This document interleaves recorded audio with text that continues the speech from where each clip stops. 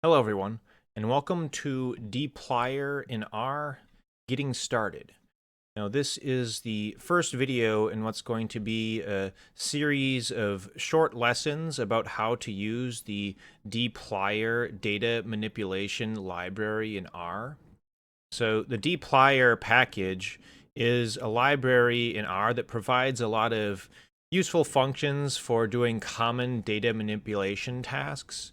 For instance, Dplyr lets you subset, reshape, join, and summarize data, typically using less code than what would be required using base R, with syntax that's often easier to read and a logical flow and pipeline that's easier to follow.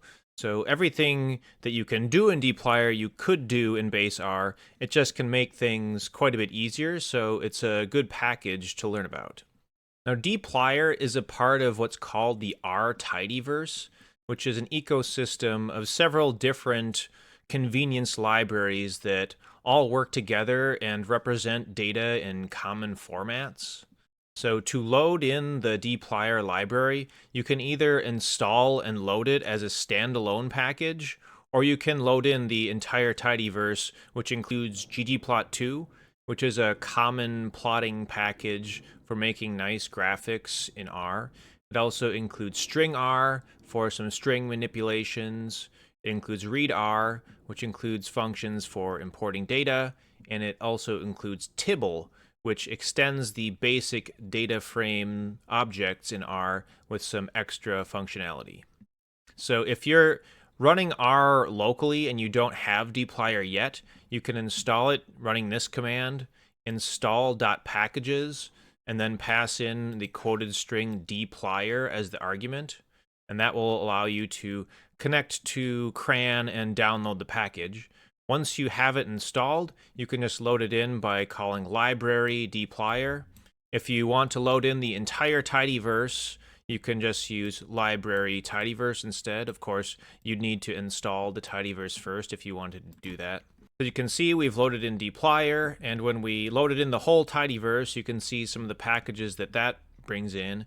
ggplot2, readr, tibble, stringr, some of the ones that we mentioned earlier.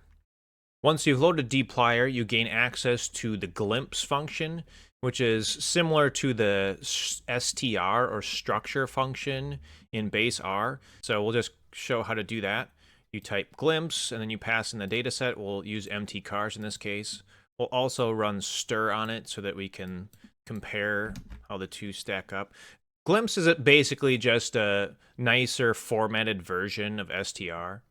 So you can see it tells the number of observations and variables, and then for every single variable, it lists them off, says what the data type is, and shows what some of the values are. It's essentially the same thing as what str does. It just lists out the observations and variables in a way that's a little bit nicer to read, and the formatting for all of the variables here is just a little bit better spaced. In the str function, everything is kind of on different scales and whatnot, so it doesn't look quite as nice maybe, but they essentially do the same thing. So before we start actually learning about the data cleaning capabilities of Dplyr, we're actually going to spend one quick lesson learning about Dplyr pipes. Pipes are essentially a way of taking output from one function and passing it as input to another function, which can be a nice way of chaining functions together. So see you in the next lesson.